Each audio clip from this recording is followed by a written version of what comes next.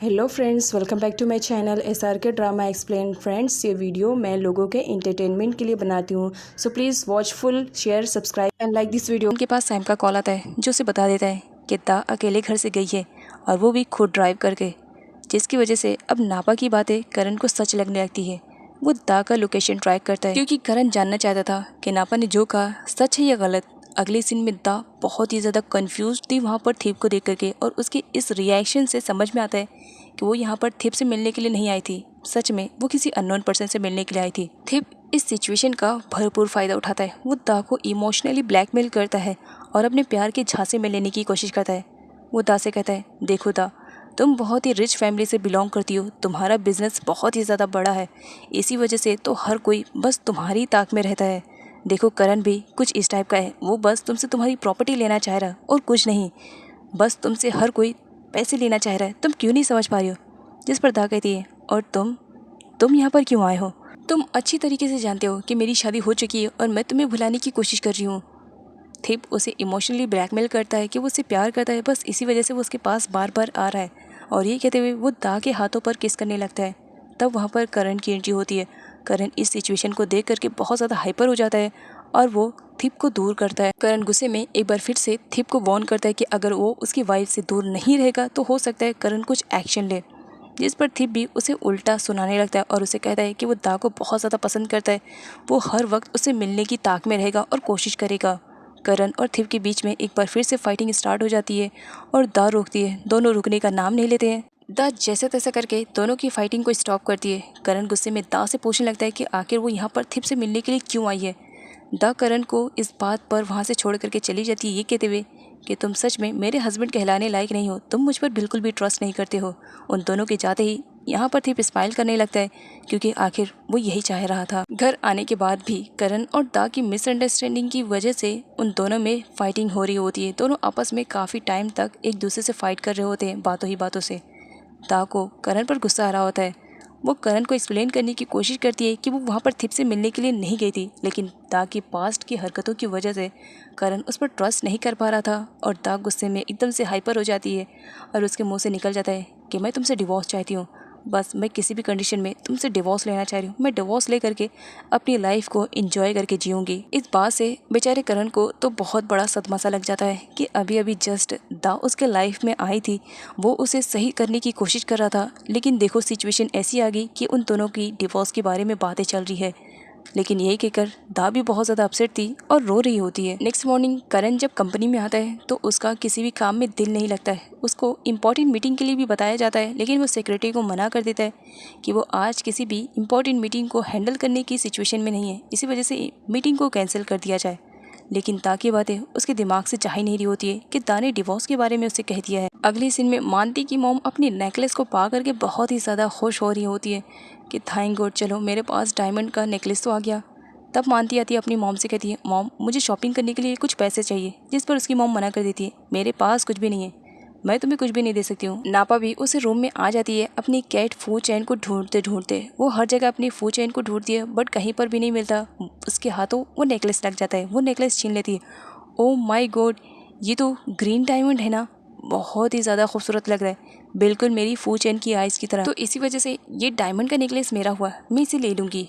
और इस डायमंड के नेकलेस के चक्कर में माँ में और बेटी बेटी में सब में फ़ाइट होने लगती है और नेकलेस की सिचुएशन ऐसी होती है कि नेकलेस बीच से टूट जाता है, जिसकी वजह से अब यहाँ पर दा उन सभी को सुना रही होती है कि उन्हें बिल्कुल भी इम्पोर्टेंस नहीं है चीज़ों की। खैर यहाँ पर नापा की मॉम बताती हैं कि ये डायमंड का नेकलेस मेरा है, और मानती की मॉम कहती है नहीं नहीं, ये डायमंड का नेकलेस वही है जो कि तुमने मुझे दिलाया था। और देखो किस तरह से नापा की मॉम झूठ बोल रही है। अब नेकलेस बहुत बुरी तरीके से टूट चुका था।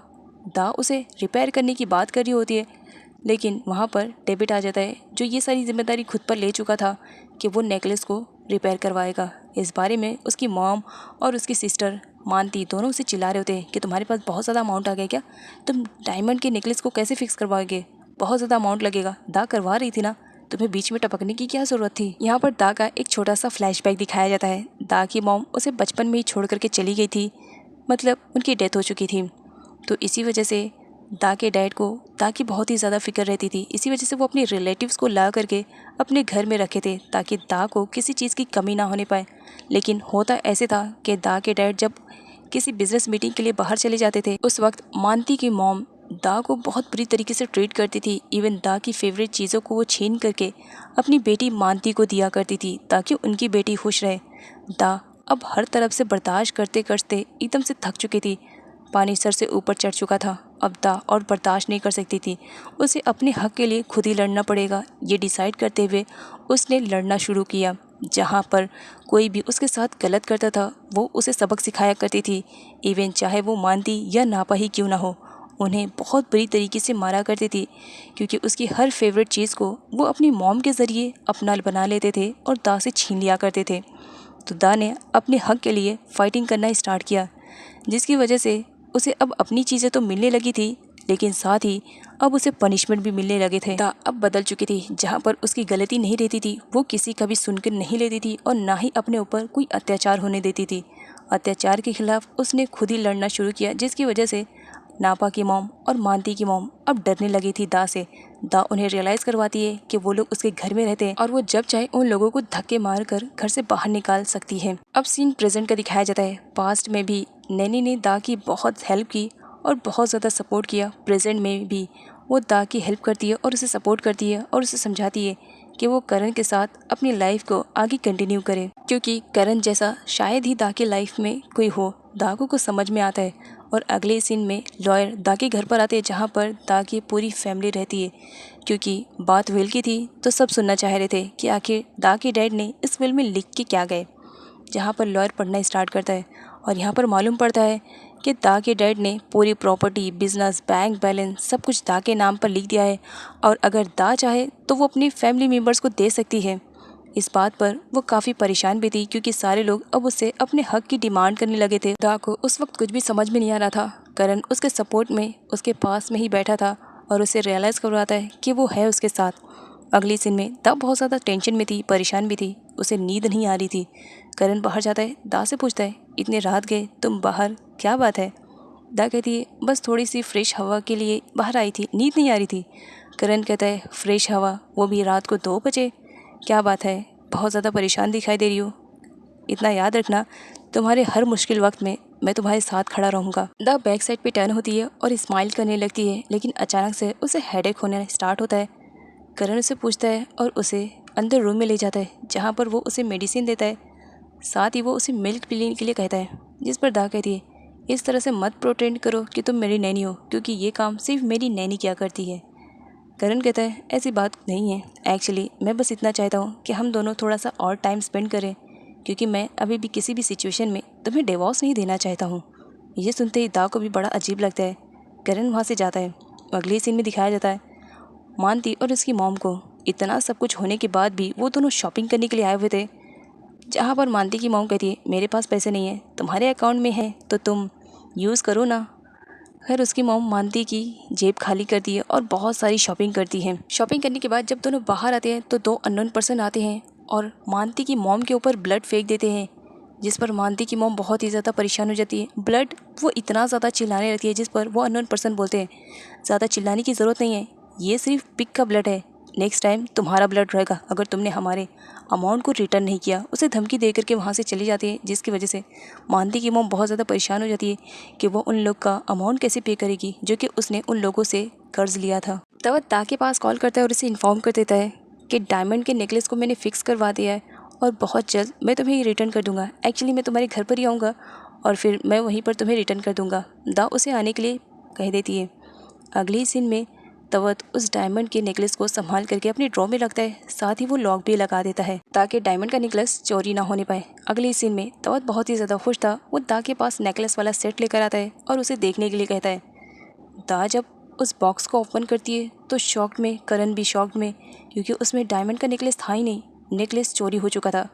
तवत भी परेशान, उसे समझ में नहीं आ रहा था, उसे बस इतना याद था कि उसने ड्रॉ में रखा और लॉक भी लगाया था। वो लॉक ओपन करके लेकर आया तो फिर डायमंड के नेकलेस चोरी कैसे हो सकते हैं। खैर वो दा को कहता है कि वो देखेगा और डायमंड के नेकलेस की इंक्वायरी भी करेगा। अगली सीन में तवत रूम में बैठा रहता है, बहुत ज़्यादा अपसेट था। मानती और उसकी मॉम बहुत ही ज़्यादा खुश होकर के उसके पास आते हैं और इस तरह से बैठा हुआ देख करके उससे पूछने लगते हैं, क्या बात है तवत, तुम बहुत ही ज़्यादा परेशान दिखाई दे रहे हो। तवत गुस्से में मानती से कहने लगता है, तुमने ऐसा क्यों किया, जबकि तुम अच्छे से जानती हो कि वो नेकलेस मुझे दा को देना था। जिस पर मानती भी बहुत ही ज़्यादा परेशान हो जाती है। वो कहने लगती है कि इस बारे में आप बात कर रहे हो, डायमंड के नेकलेस के बारे में, मैंने ऐसा कुछ भी नहीं किया। तवत उन दोनों को वीडियो दिखाता है जिसमें साफ साफ देखा जा सकता है कि मानती ने ही उस डायमंड के नेकलेस को चुराया है। तवत उसे कहता है, क्या तुम भूल गई थी कि मेरे कैबिन में CCTV कैमरास लगे हुए हैं, उसमें से ही ये इन्फॉर्मेशन मुझे मिली। मैं खुद भी परेशान कि आखिर तुम मेरी बहन हो करके मुझ पर इतना बड़ा इल्ज़ाम कैसे लगने दे सकती हो। जिस पर दोनों माँ बेटी रोने लगते हैं। तब उसकी माँ कहती है कि मैंने ही मानती से कहा था ये काम करने के लिए, क्योंकि अगर उन गुंडों को पैसे नहीं मिलते तो पता नहीं वो मेरे साथ क्या करते। मुझे मजबूरी में ये करना नहीं पड़ा, करवाना पड़ा, जिसकी वजह से बेचारे तवत की कंडीशन बहुत ही ज़्यादा बुरी हो जाती है कि वो अब दा को क्या आंसर रिप्लाई करेगा। नेक्स्ट सीन में दा के मना करने के बाद भी करण उसके साथ शॉपिंग करने के लिए आया था, जिसका भरपूर फ़ायदा दा उठाती है। वो तो शॉपिंग करती है, सारे बैग्स को कलेक्ट करती है और उसे हैंग करने के लिए करण को देती है। करण कहता है, मैं थक गया हूँ ये शॉपिंग बैग्स को उठा उठा करके, आखिर तुम लड़के इतनी ज़्यादा शॉपिंग कैसे कर सकती हो। दा कहती है, मैंने पहले मना किया था, तुम्हारी मर्जी थी ना आने के लिए। दा को बचाने के चक्कर में करण उसे लेकर के गिर जाता है। तभी सामने से एक अननोन पर्सन आता है जो कि दा पर अटैक करने की कोशिश कर रहा होता है। करण उसे फॉलो करता है। दा उसे रोकने की कोशिश करती है लेकिन करण नहीं मानता है, वो उसे फॉलो किया जा रहा होता है। आगे चल करके वो उसे पकड़ भी लेता है। जैसे तैसे करके वो अटैकर करण से अपने आप को आज़ाद करवाता है। करण उसे पकड़ता है लेकिन सामने से एक अननोन पर्सन आता है जो कि बाइक पर था। वो उसे शूट करता है लेकिन गोली करण को नहीं लगती है। वो दोनों पर्सन वहाँ से भाग तो जाते हैं लेकिन दा शॉपिंग बैग्स लेकर के दौड़ते हुए करण के पास आती है। तुम ठीक तो हो ना, वो गोली कैसे चली थी, मैं तो बहुत ज़्यादा परेशान हो गई थी, तुम ठीक तो हो ना। करण कहता है, इतनी ज़्यादा केयरिंग भी करती हो लेकिन ये कभी बोलने की हिम्मत नहीं करती हो कि मैं तुमसे प्यार करती हूँ, ये कब बोलोगी। दा उसे हिट करती है ये कहते हुए कि तुम सच में इस वक्त मजाक के मूड में। करण देखता है कि दा उसके लिए बहुत ज़्यादा परेशान हो रही है, इसी वजह से वो सॉरी कहता है। जिस पर दा कहती है, सॉरी बोलने की ज़रूरत नहीं है, ये सारे शॉपिंग बैग्स को उठाओ और मेरे साथ चलो। करण सारे शॉपिंग बैग्स को उठाता है और वो दा के साथ वहाँ से चला जाता है। अगर वीडियो की एक्सप्लेनेशन पसंद आई हो तो don't forget to like, share and subscribe.